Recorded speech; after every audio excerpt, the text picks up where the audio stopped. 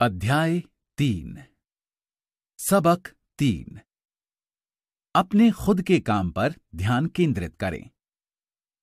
अमीर लोग अपनी संपत्ति वाले कॉलम पर ध्यान केंद्रित करते हैं, जबकि बाकी सभी अपने इनकम स्टेटमेंट पर ध्यान केंद्रित करते हैं। 1974 में मैकडॉनल्ड्स के संस्थापक रे क्रॉक से कहा गया कि वे ऑस्टिन में टेक्सास यूनिवर्सिटी की एमबीए क्लास को संबोधित करें। मेरा एक मित्र एमबीए की उस क्लास में पढ़ता था। बहुत शक्तिशाली और प्रेरक उद्बोधन के बाद कक्षा समाप्त हो गई। इसके बाद विद्यार्थियों ने रे से पूछा कि क्या वे बियर लेने के लिए उनके प्रिय अड्डे पर चलेंगे। रे ने कृपापूर्वक इस प्रस्ताव को स्वीकार कर लिया। जब समूह के हर व्यक्ति के हाथ में बियर आ गई तो रे ने पूछा, मैं किस कारोबार में हूं? मेरे मित्र ने कहा। यह सुनकर हर कोई हंसने लगा। एमबीए के ज्यादातर विद्यार्थियों ने सोचा कि रे ये सवाल मजाक में पूछ रहे हैं। किसी ने जवाब नहीं दिया। इसलिए रे ने दोबारा पूछा, तुम्हें क्या लगता है मैं किस कारोबार में हूं? विद्यार्थी एक बार फिर हंस दिए और आखिर एक बहादुर लड़के ने जोर से कहा, रे, दुनिया में ऐसा कौन है जो ये नहीं जानता कि आप हैमबर्गर बिजनेस में हैं? रे मुस्कुराए। मुझे मालूम था तुम लोग यही कहोगे। वे ठहरे और फिर उन्होंने जल्दी से आगे जोड़ दिया, देवियों और सज्जनों, मैं हैमबर्गर के कारोबार में नहीं हूं। मेरा कारोबार तो रियल एस्टेट है। जैसा मेरे मित्र ने बताया, रे ने अपने दृष्टिकोण को काफी विस्तार से स्पष्ट किया। रे जानते थे कि बिजनेस प्लान में कारोबार का बुनियादी केंद्र हैमबर्गर फ्रेंचाइजी बेचने पर था, लेकिन उन्होंने हर फ्रेंचाइजी के स्थान पर से नजर नहीं हटाई।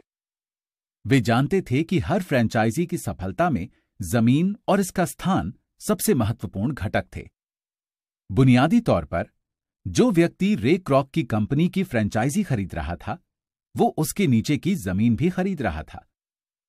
आज मैकडॉनल्ड्स संसार में रियल एस्टेट का सबसे बड़ा मालिक है, जिसके पास कैथोलिक चर्च से भी ज्यादा भूमि है। मैकडॉनल्ड्स के पास अमेरिका और पूरे संसार के सबसे मूल्यवान चौराहे तथा नुक्कड़ हैं। मेरा मित्र इसे अपने जीवन के सबसे महत्वपूर्ण सबकों में से एक मानता है। आज वो कार धोने वाले गैराजों का मालिक है, लेकिन उसका कारोबार उन गैराजों के नीचे की जमीन है। पिछले अध्याय में दिए रेखा चित्रों के माध्यम से हमने बताया था कि ज्यादातर लोग खुद को छोड़कर बाकी सभी के लिए मेहनत करते हैं। वे सबसे पहले तो कंपनी के मालिकों के लिए मेहनत करते हैं, फिर टैक्स के जरिए सरकार के लिए मेहनत करते हैं और अंत में बैंक के लिए मेहनत करते हैं, जो उनकी मॉर्गेज का मालिक है। जब मैं छोटा था तो हमारे आसपास मैकडॉनल्ड्स नहीं था, लेकिन मेरे अमीर डैडी ने माइक और मुझे वही सबक सिखाया जो रे क्रॉक ने टेक्सास यूनिवर्सिटी में बताया था। ये अमीरों का तीसरा रहस्य है। ये रहस्य है, अपने खुद के काम पर ध्यान केंद्रित करें। पैसों की तंगी का प्रायः सबसे स्पष्ट कारण यह होता है कि लोग जिंदगी भर किसी दूसरे के लिए काम करते रहते हैं। इसीलिए बहुत से लोगों के पास जिंदगी भर काम करने के बाद भी दिखाने के लिए कुछ नहीं बचता।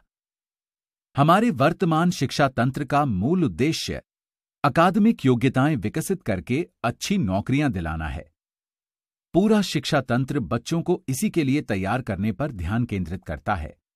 उनका जीवन उनके वेतन या जैसा पहले बताया जा चुका है, उनके आय वाले कॉलम के इर्द गिर्द घूमेगा। कई छात्र इंजीनियर, वैज्ञानिक, रसोइये, पुलिस अफसर, चित्रकार, लेखक आदि बनने के लिए आगे पढ़ाई करेंगे। ये पेशेवर योग्यताएं उन्हें नौकरी पाने और पैसे के लिए काम करने की अतिरिक्त काबिलियत मुहैया कराती हैं। लेकिन आपके पेशे और आपके खुद के काम में एक बड़ा फर्क है। अक्सर मैं लोगों से पूछता हूं, आपका खुद का काम क्या है? और वे कहेंगे, ओह, मैं बैंकर हूं। फिर मैं उनसे पूछता हूं कि क्या वे बैंक के मालिक हैं? आमतौर पर उनका जवाब होता है, नहीं, मैं तो वहां नौकरी करता हूं। इस उदाहरण में उन्होंने अपने पेशे और खुद के काम को एक ही मान लिया था। उनका पेशा तो बैंकर का हो सकता है, लेकिन उनका खुद का काम कुछ भी नहीं है। स्कूल कॉलेज के साथ समस्या यह है कि आप अक्सर वो बन जाते हैं जिसका आप अध्ययन करते हैं। यानी अगर आप कुकिंग का अध्ययन करते हैं तो आप शेफ बन जाते हैं। अगर आप विधि का अध्ययन करते हैं तो आप वकील बन जाते हैं। और ऑटो मैकेनिक्स का अध्ययन आपको मैकेनिक बना देता है। आप जो अध्ययन करते हैं वो बनने में गलती ये होती है कि बहुत सारे लोग अपने खुद के काम पर ध्यान केंद्रित करना भूल जाते हैं। वे अपना जीवन किसी दूसरे के काम की परवाह करने और उसे अमीर बनाने में लगा देते हैं। आर्थिक सुरक्षा पाने के लिए व्यक्ति को अपने खुद के काम पर ध्यान केंद्रित करना चाहिए। आपका काम आपकी आय नहीं, आपकी संपत्ति वाले कॉलम के इर्द गिर्द घूमता है। जैसा पहले बताया जा चुका है, पहला नियम किसी संपत्ति और दायित्व के फर्क को जानना तथा संपत्तियां खरीदना है। अमीर लोग संपत्ति वाले कॉलम पर ध्यान केंद्रित करते हैं, जबकि बाकी सभी अपने इनकम स्टेटमेंट पर ध्यान केंद्रित करते हैं। इसीलिए हम अक्सर इस तरह की बातें सुनते हैं, मुझे वेतन वृद्धि की जरूरत है, काश मुझे प्रमोशन मिल जाए, मैं थोड़ा और प्रशिक्षण लेने के लिए कॉलेज जा रहा हूं ताकि मुझे ज्यादा अच्छी नौकरी मिल सके, मैं ओवरटाइम करने वाला हूं, शायद मुझे कोई दूसरी नौकरी कर लेनी चाहिए। कुछ मामलों में ये समझदारी भरे विचार हैं, लेकिन आप अब भी अपने खुद के काम पर ध्यान केंद्रित नहीं कर रहे हैं।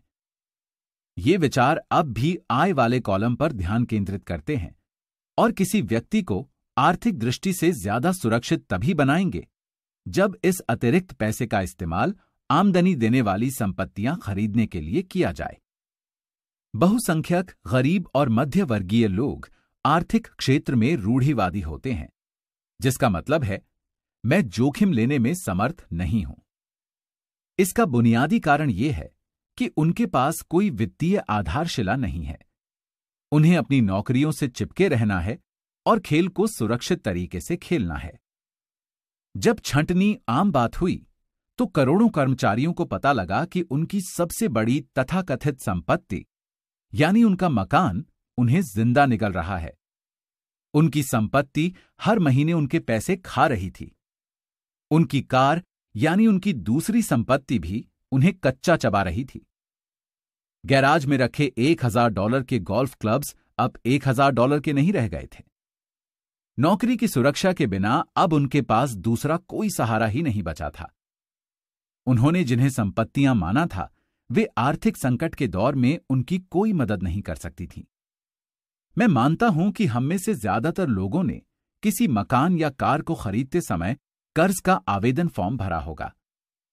नेटवर्थ वाले खंड पर नजर डालना हमेशा रोचक रहता है, क्योंकि इससे हमें यह पता चलता है कि बैंकिंग और अकाउंटिंग के क्षेत्रों में किन चीजों को संपत्तियां माना जाता है।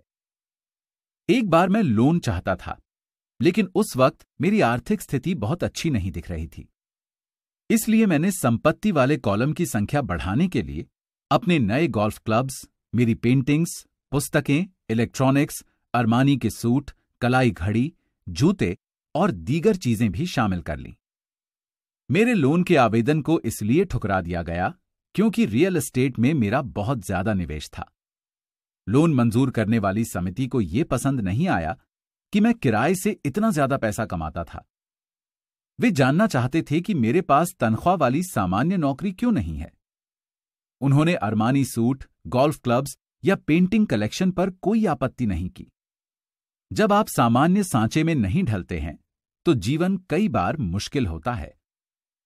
मैं हर बार सिहर जाता हूं जब भी मैं किसी के मुंह से सुनता हूं कि उसकी नेटवर्थ 10 लाख या $1 लाख है।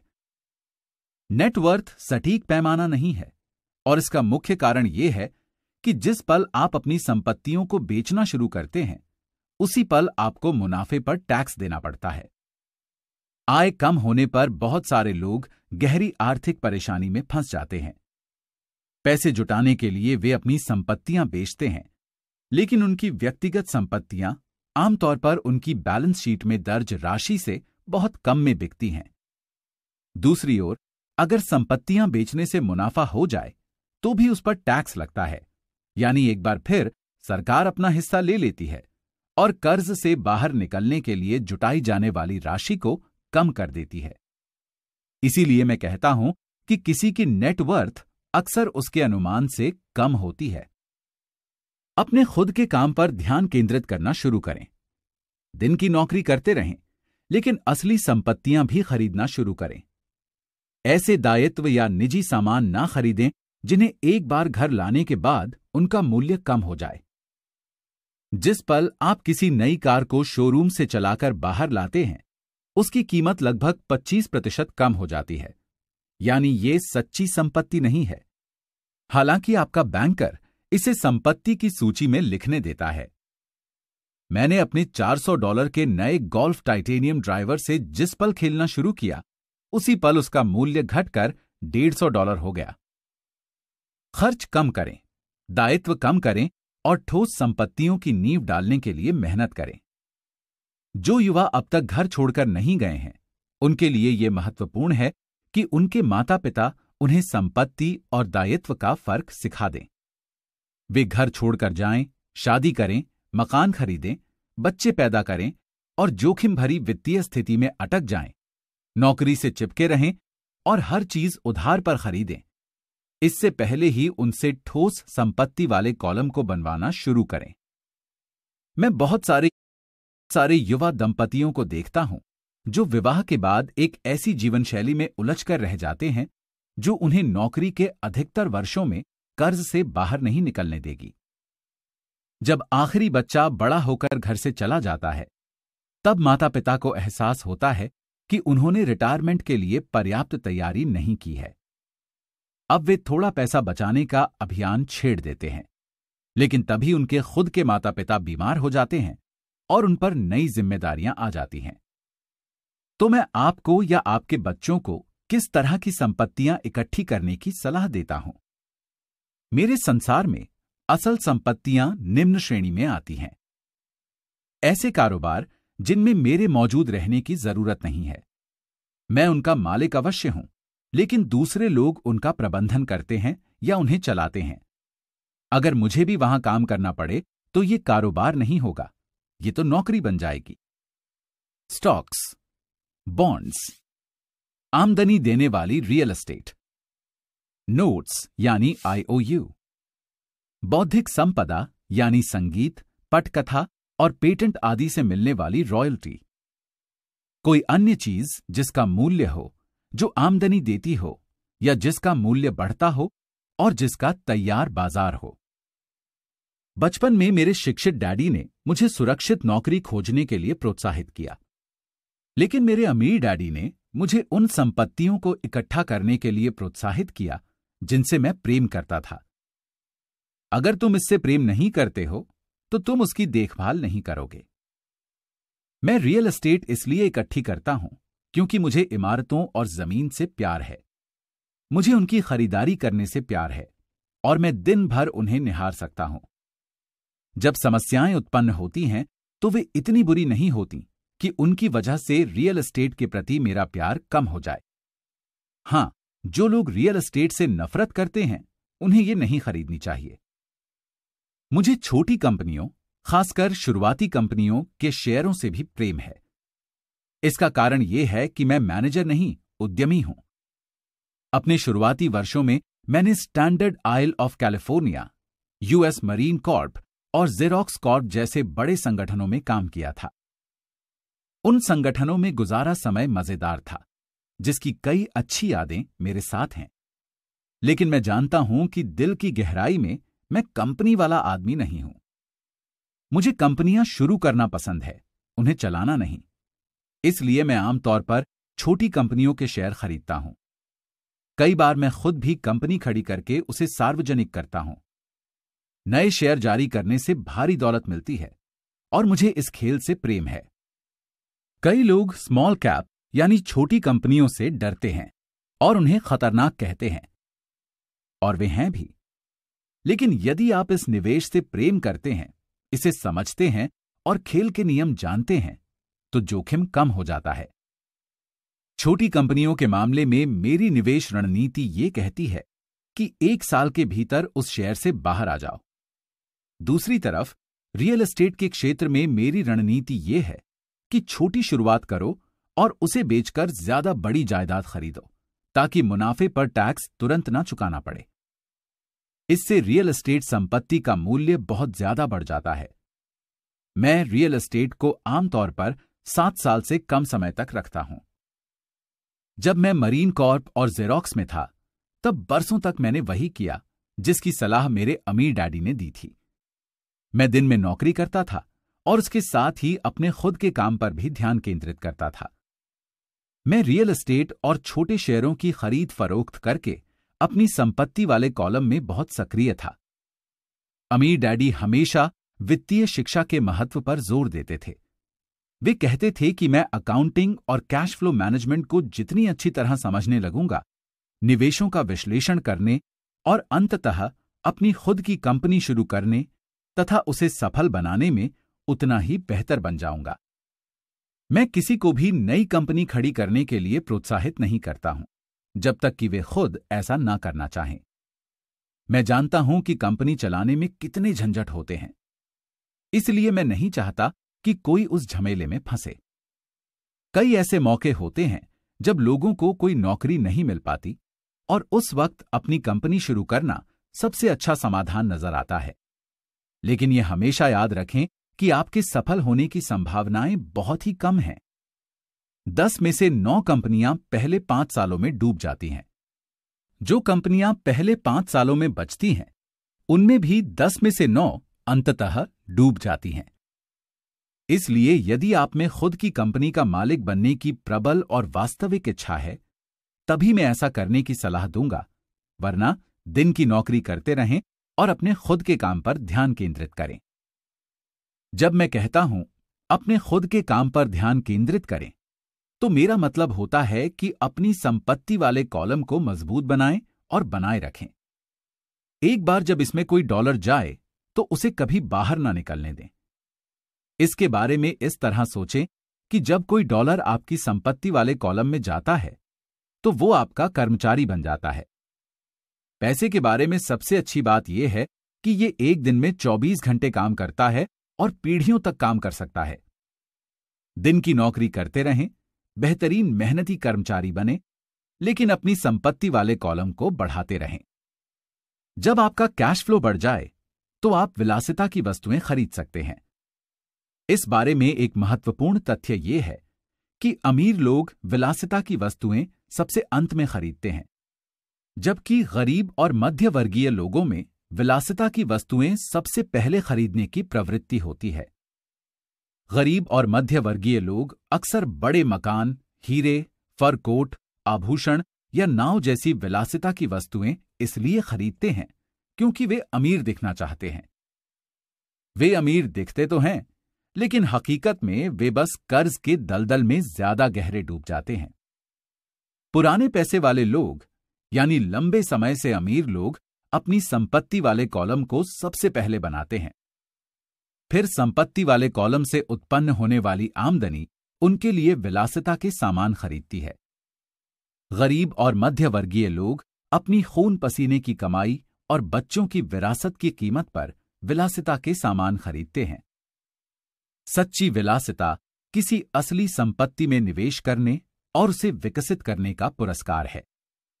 मिसाल के तौर पर, जब हमारे अपार्टमेंट हाउसेस से मेरी पत्नी किम और मेरे पास अतिरिक्त पैसा आने लगा, तो उसने अपने लिए मर्सिडीज खरीद ली। उसने इसके लिए कोई अतिरिक्त मेहनत नहीं की, कोई जोखिम नहीं लिया, क्योंकि कार उसने नहीं, अपार्टमेंट हाउस ने खरीदी थी। बहरहाल, उसे 4 साल तक इंतजार करना पड़ा।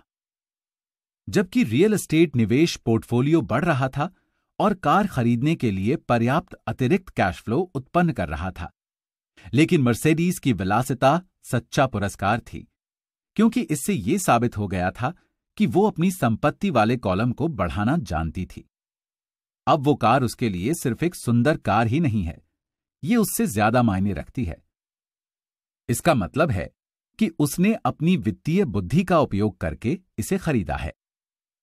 इसके बजाय अधिकतर लोग भावावेग में नई कार या विलासिता की कोई अन्य वस्तु कर्ज पर खरीद लेते हैं। हो सकता है कि वे बोर हो रहे हों और उन्हें एक नए खिलौने की जरूरत हो।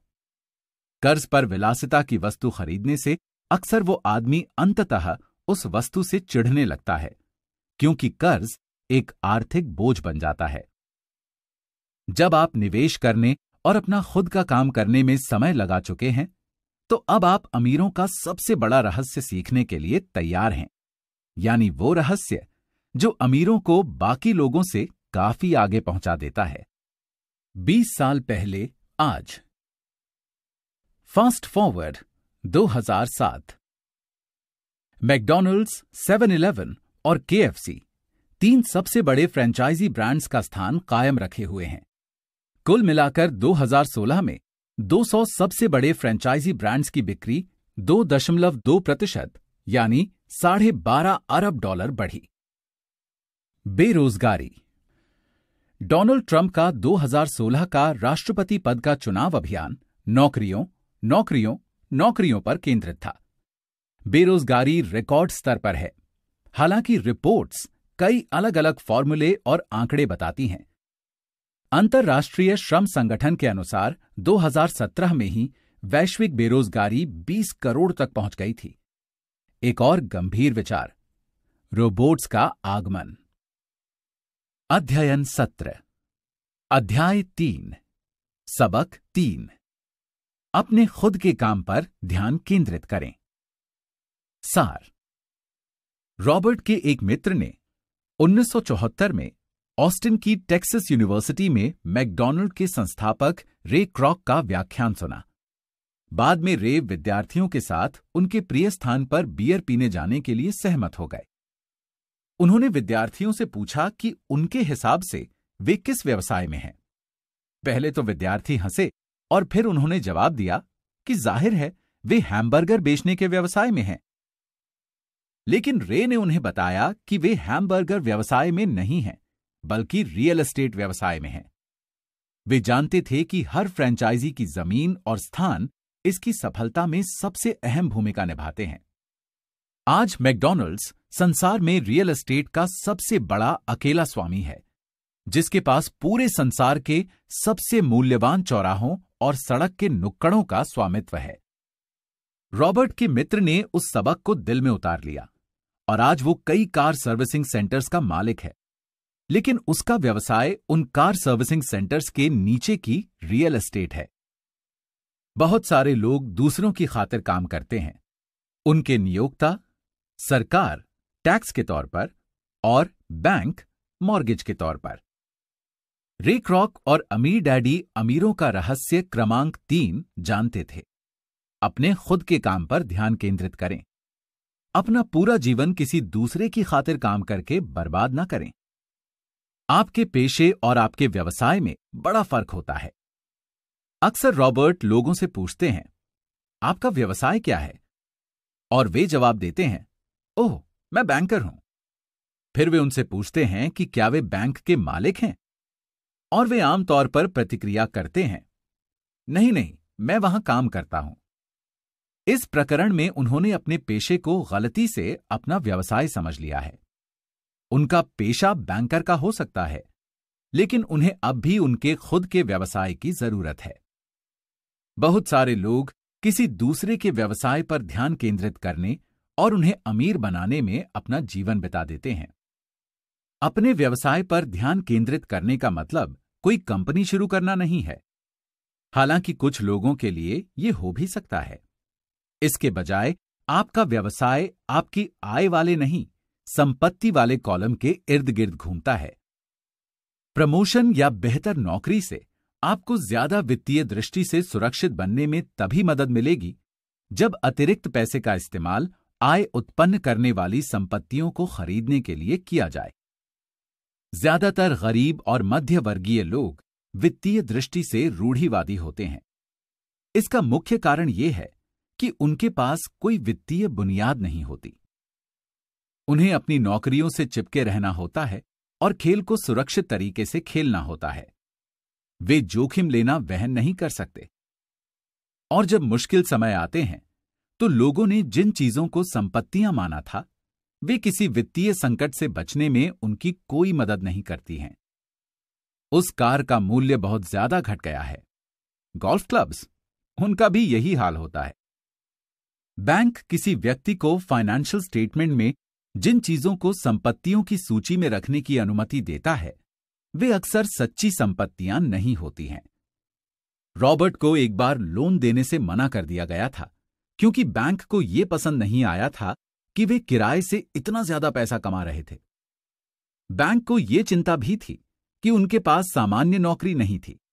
लेकिन जब रॉबर्ट ने सूट, आर्ट कलेक्शन और अन्य व्यक्तिगत चीजों को संपत्तियों की सूची में शामिल किया तो बैंक वालों को कोई दिक्कत नहीं हुई। नेटवर्थ वो पैमाना नहीं है जो लोग सोचते हैं कि यह है। लोग जिन ज्यादातर तथाकथित संपत्तियों के आधार पर अपनी नेटवर्थ तय करते हैं वे उतनी मूल्यवान नहीं होती जितना कि वे सोचते हैं, या अगर उनका मूल्य बढ़ गया है तो होने वाले मुनाफे पर टैक्स लग जाएगा। इसलिए रॉबर्ट लोगों से कहते हैं कि वे अपने खुद के व्यवसाय पर ध्यान केंद्रित करें, दिन की नौकरी करते रहें, लेकिन असली संपत्तियां खरीदना शुरू करें। दायित्व या व्यक्तिगत चीजें नहीं, जिनका घर लाने के बाद कोई सच्चा मूल्य नहीं रह जाता है। व्यय को कम रखें, दायित्व कम करें और मेहनत से ठोस संपत्तियों की नींव बनाएं।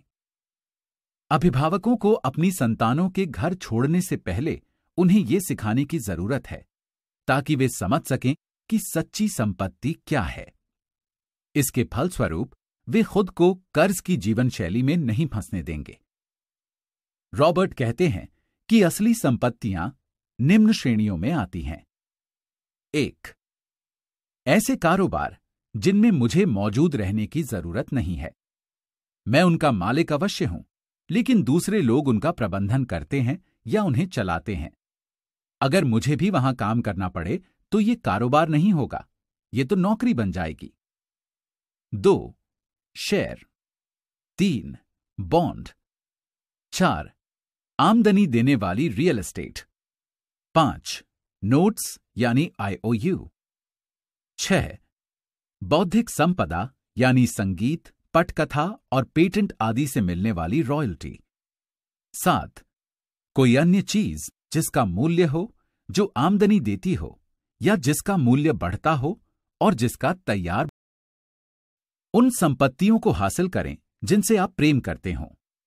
रॉबर्ट को रियल एस्टेट से प्रेम है, इसलिए वे अपना ज्यादातर समय उसके बारे में सोचने और उसकी शॉपिंग करने में बिताते हैं। अगर आप रियल एस्टेट को पसंद नहीं करते हो तो इसमें निवेश ना करें। रॉबर्ट छोटी नई कंपनियों के शेयरों से भी प्रेम करते हैं क्योंकि वे खुद एक उद्यमी हैं। कुछ लोग इतनी कम पूंजी वाली कंपनियों के जोखिम से घबराते हैं, लेकिन रॉबर्ट इन्हें दौलत बनाने की जगह के रूप में देखते हैं। उनकी रणनीति 1 वर्ष में निवेश बाहर निकालने की होती है।